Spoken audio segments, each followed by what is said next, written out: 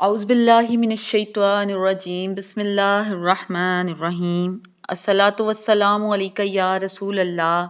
وعلی آلک وصحابک یا حبیب اللہ۔ حضرت شیخ عبد القادر جیلانی رحمۃ اللہ علیہ کی کتاب فتوح الغیب کا ترجمہ پیش خدمت ہے۔ آج ہم تیسرا مقالہ پیش کریں گے، ابتلا بلا میں۔ حضرت شیخ عبد القادر جیلانی رحمۃ اللہ علیہ فرماتے ہیں، بندہ جب بلا میں مبتلا کیا جاتا ہے تو اولاً اپنے نفس کی خلاصی میں خود کوشش کرتا ہے، اور جب اس کوشش سے رہائی نہیں پاتا تو اپنے غیر سے مدد چاہتا ہے، جیسے بادشاہوں، عہدہ داروں اور دنیا داروں اور مالداروں اور طبیبوں سے بیماریوں اور دکھوں میں، اور جب ان سے بھی رہائی نہیں پاتا تب اپنے رب عز و جل کی طرف دعا و زاری و حمد و ثنا کرتا ہوا رجوع کرتا ہے۔ جب تک کہ بندہ اپنے نفس میں طاقت اور سکت پاتا ہے مخلوق سے نصرت نہیں چاہتا،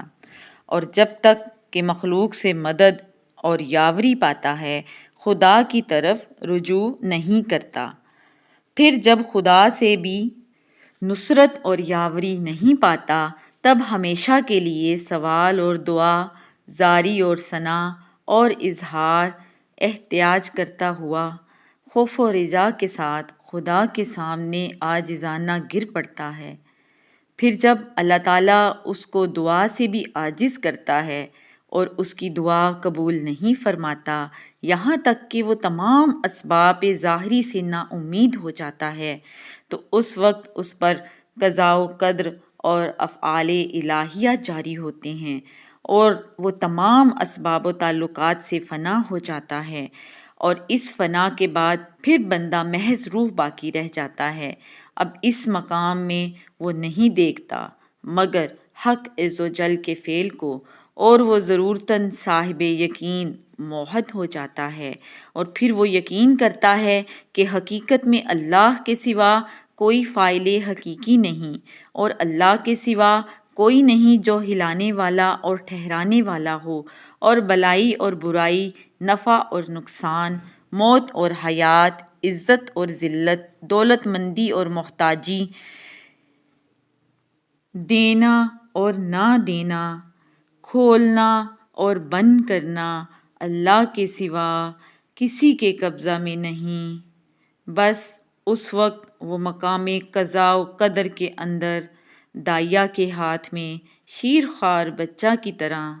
نہلانے والے کے ہاتھ میں مردہ کی طرح، اور چوگان سوار کے سامنے گھومنے والی گیند کی طرح ہو جاتا ہے۔ ایک حال سے دوسرے حال پر، ایک وضع سے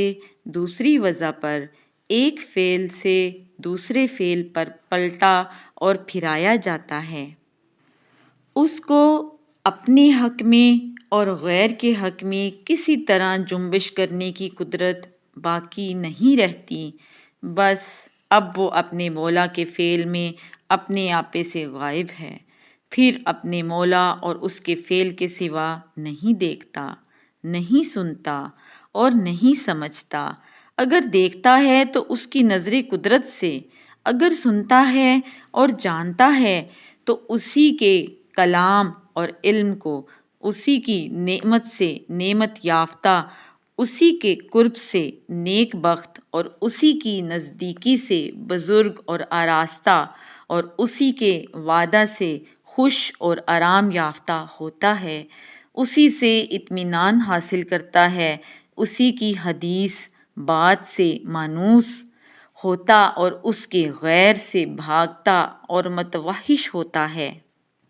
اسی کے ذکر کی آرزو کرتا ہے اور اسی کی پناہ پکڑتا ہے، اور حق عز و جل کے ساتھ مضبوط ہوتا ہے اور اسی پر بھروسہ کرتا ہے، اور اسی کے نور معرفت سے ہدایت پاتا اور جامہ و پیراہن پہنتا ہے، اور اسی کے نادر علوم اور قدرت کے بھیدوں پر آگاہ اور خبردار ہوتا ہے، اور اسی سے سنتا اور یاد رکھتا ہے، اور پھر انہی نعمتوں پر